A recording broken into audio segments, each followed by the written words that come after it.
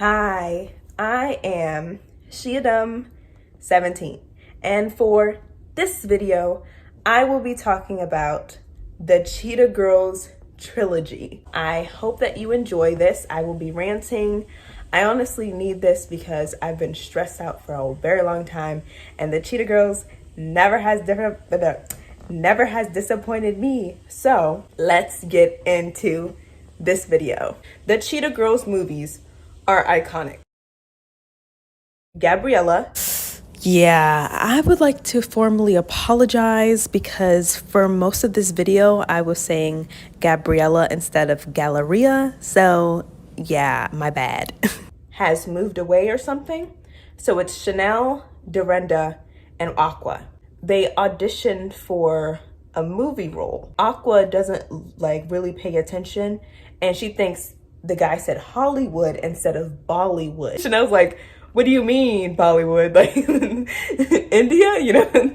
How are we gonna get there? They find a way to get to India. These people got money. We finally get to the production. They find out, the Cheetah Girls, the director of the movie, he lied to them and said that they were all gonna be in the movie, but they can't all be in the movie because there only can be one leading girl. The producer is upset. He's like, look, you have to pick one. Get on that. Let's talk about the first iconic scene. When they're dancing against the girl and they're like, this song, incredible. And and when they started doing hip hop, I was like, girl, I have to say this. I've been seeing a lot of people say Dorinda is the best dancer, in which I do think Dorinda is a great dancer. I think Aqua could definitely be a contender for the best dancer out of the three girls in this movie. She definitely was doing her thing. And I was like, okay, Aqua, okay. This is before they find out that they only can pick one. So they're upset. Like, oh, we have to go home. This is messed up. But that's when the director guy comes back and he's like, no, I'm going to make sure that all three of you are in the movie. And, you know, Chanel having a little crush on him. Because they're the same age, you know, they're the same age. So she is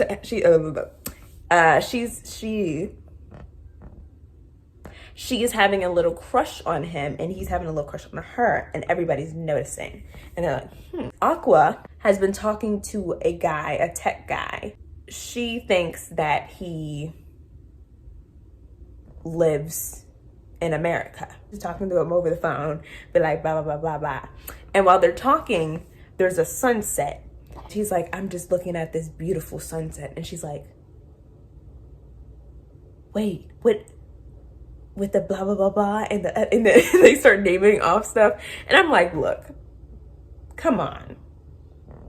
You're telling me there's not another place with a sunset? But also, she thought he was in America in this different time zone. So it kind of, I don't know. They're in the exact same place, which is crazy. And they meet up. They start talking and she's like, oh my, this is the guy. The girls are like celebrating for her. Congratulations. Dorinda has this storyline where the guy in the second movie, they got into a relationship. It is a long distance relationship. Most of the time, what I've seen is long distance relationships are awful. So she is struggling to talk to him because of the long distance relationship. But she could just talk. I mean, I know it's difficult, but you can just talk to the guy. Like, why are you ignoring him? I don't know. And we're still gonna talk about this because she was just assuming that they broke up. Girl, you didn't break up with him. You just you just ignored him for a few weeks. What are you talking about? Anyway, so the director has to figure out how they're gonna shoot some of the scenes. And they're like, oh, we don't really know. There has to be this beautiful wedding scene. Aqua, her new boo, he tells them that he has a place for them. So the producer, the director, the Cheetah Girls, all of them go on this beautiful boat ride. And we find out that Aqua's boo is rich. And when I saw that, I was like, I totally forgot about that part. He got money. No, he got money. So they go there, they look at it, and the producer's like, yeah, this is great. I'm gonna go back a little bit. The first time they were at the production studio, the leading man in the movie, I forgot his name. I don't know any of the love interest or any of the other people's names. I'm gonna be honest. I don't know, okay? We see the leading guy. There's a bunch of fans around him. And at first, the Cheetah Girls are like, why is everybody freaking out? It's not that serious. He's just whatever. And then the leading guy comes up to them and they freeze. And that would be me. That would 100% be me. I would 100% be saying, oh, I don't care. Like trying to be mysterious, you know. If a celebrity ever came up to me and said anything, like said hi, I think I would pass out.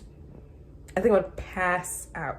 And then while the girls are getting a tour of the production, they see a girl and the leading guy and they interact, and it's very awkward but cute, but super awkward. But he made a weird noise and they're like, he's not attractive anymore.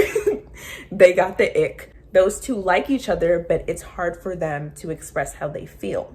Okay, so let's go back. So they're at the place and they're staying over, in which those parents are very nice, because if my son came home and told me that he invited a girl and a production studio over to my big mansion to stay over, I would be like, huh? But you know, Aqua meets his mother and she starts telling her about the fact, you know, this is how he likes his food, you know, you're gonna be cooking in the kitchen. She was like, you're gonna be cooking. Like, if you're gonna be with my son, you're gonna be cooking. Which, that's very intimidating to meet somebody's parents. Like, we just started dating. Like, it's not. But okay. The next day goes by, everybody's chilling, relaxing, and the producer guy says to the Cheetah Girls, there can only be one leading girl. There can only be one. At first, they're like, no, you should have it, you should have it, you should have it. But then a whole big misunderstanding happens, because I think it was Dorinda or Aqua. One of them sees Chanel talking to the director guy, and they're like cozying up and everything. So she's like, wow. And then Chanel sees Dorinda practicing with the leading male guy, because the girl that he was having a crush on, that he was like acting weird and everything, he's trying to get with her and Dorinda's helping. But since Chanel sees Dorinda helping him, she thinks that she's trying to get bigger points and get into the movie and everything. And then I think the producer guy tells Chanel that Aqua's boyfriend said that if they use this mansion, that they have to use Aqua. That's what it was. So then Chanel's like, oh, really? So everybody is now mad at each other for misunderstandings, which Aqua didn't know. But now it's a competition. Now it's a fight to win. So they do a dance competition. Aqua is killing it. I'm sorry. Aqua should have won. Chanel was great. Dorinda was great. But Aqua should have won, okay? But it makes sense that Chanel would win because she's with the producer. Like, not the producer, the director. And he's gonna make sure that she's in the movie, you know? But all the guys on the side, which is hilarious, they're like, mansion, come on, pick her. But it's her. We knew it was gonna be Chanel, but I wish it was Aqua. Anyway, Chanel wins, and at first she's super happy. She's like, yes. And then the other girls are like, okay, well, I guess you won. And then they walk off and I'm like, oh, they broke up again. Aqua finds out that her boyfriend tried to sabotage the thing, and she's like, hey, like, thank you. That's really sweet that you try to bribe them so I could get in the movie. But I wanted to win this for me, not because, you know, you helped. Come on, you know. They make up or whatever, because they didn't break up or whatever. Dorinda, I think the guy and that girl, she still has to help them. She snaps at him. Just talk to her. Like, just do your thing and talk to her. You're literally a celebrity. Go up and talk to her. It's cute. And they get together.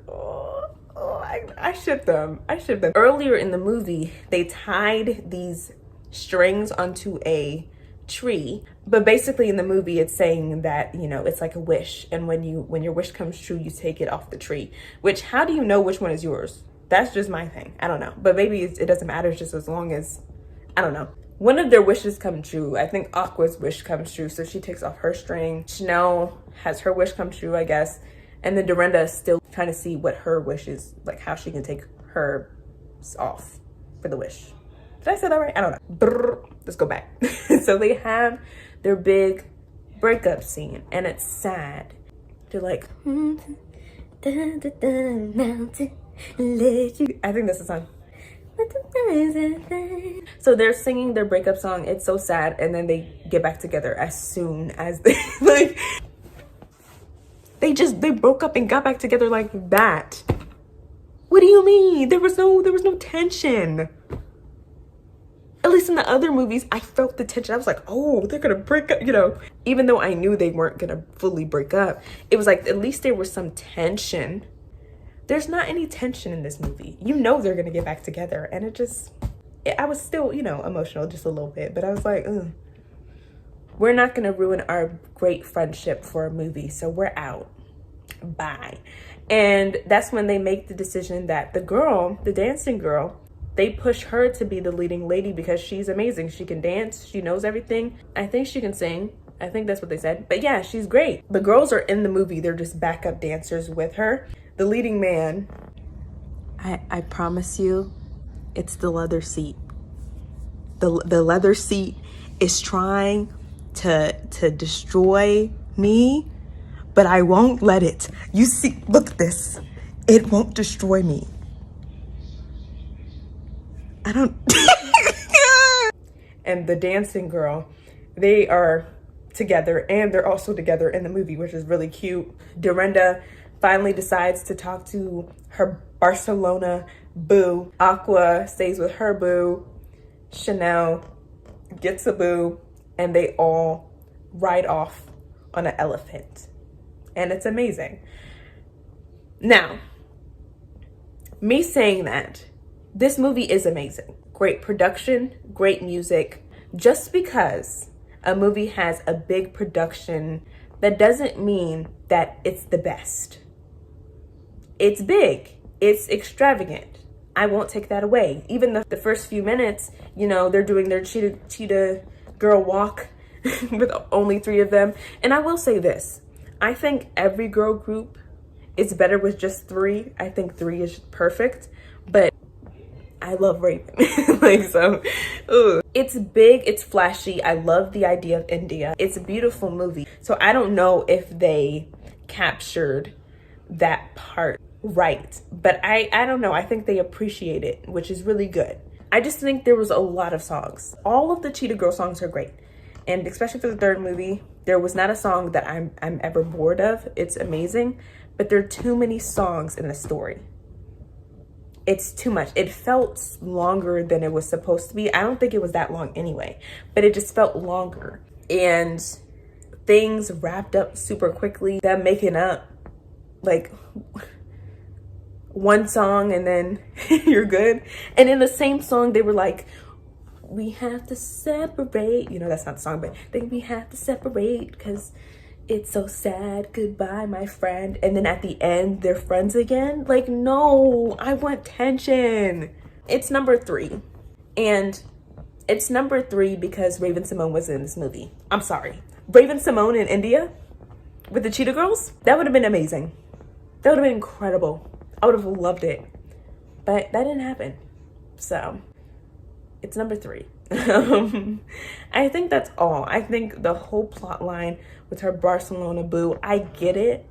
And it kind of makes sense in my head. Like, they would have problems because long distance, especially in different countries and continents and all that stuff, is crazy. It's a crazy move. But I think all she had to do was communicate. Hey, this is a lot. You're amazing, but I think we need to break up. But also, she's a teenager, so I can't really be like, oh, me saying this, I just turned 20 and now I'm like, oh, a teenager, you know, but you know what I mean? Like, as someone who's super young, I know that I couldn't do it. I would be so scared, but you have to do it. You just have to rip that Band-Aid and talk about it, and maybe y'all can fix it, or maybe you won't and break up. But ignoring it is not gonna help the situation. So Aqua finding her boo, I'm so happy for her because Aqua deserves to be happy. Yes, girl. I just realized Dorinda didn't end up with anybody. That's messy. That's messy. Dorinda ended up with nobody. She broke up with her Barcelona boo, he was amazing. But she broke up with him, and then she was single? That's messed up. Yeah, I think that's it. I don't think that's anything else. Let me try to rethink in my brain. Nothing's in this brain. I can't think of anything. This is an empty mind alert. So sad. I think that's it. Goodbye. See you next week.